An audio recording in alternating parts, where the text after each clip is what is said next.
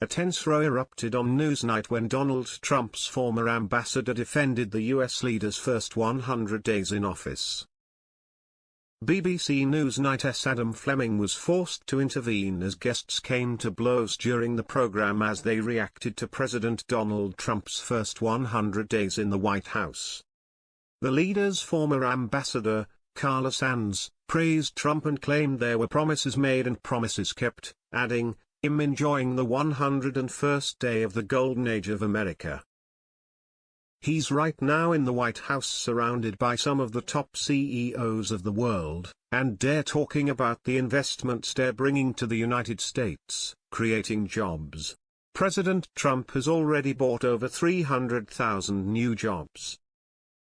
However, broadcaster Mehdi Hasan argued, "I don't know what the gold age of America looks like, but it surely doesn't look like a 101st day in which we have a negative quarter of growth for the first time since the start of 2022.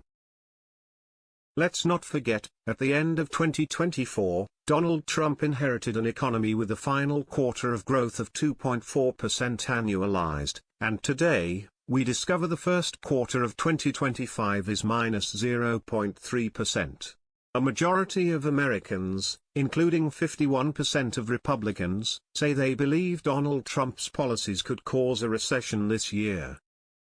Hassan continued, "Not sure people voted for recession or for more inflation of tariffs or for the decimation of their 401ks, the worst stock market 100-day performance since Richard Nixon.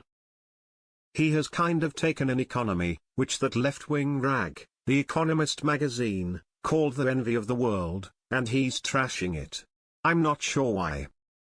I'm not sure it's ideology, whether it's grievance. He's obsessed with these tariffs, even though every serious economist in the United States and across the world is telling him to stop." The broadcaster remarked, "If this is what the golden ages looks like, God help us when we enter the dark ages of the Trump era."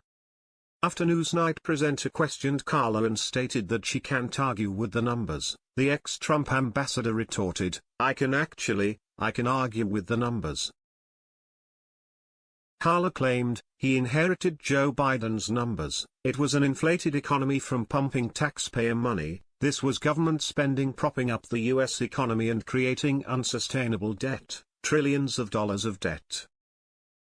However, before she could finish, Hassan interrupted, "Donald Trump added more to the debt in his first term than Joe Biden did in his term, actually."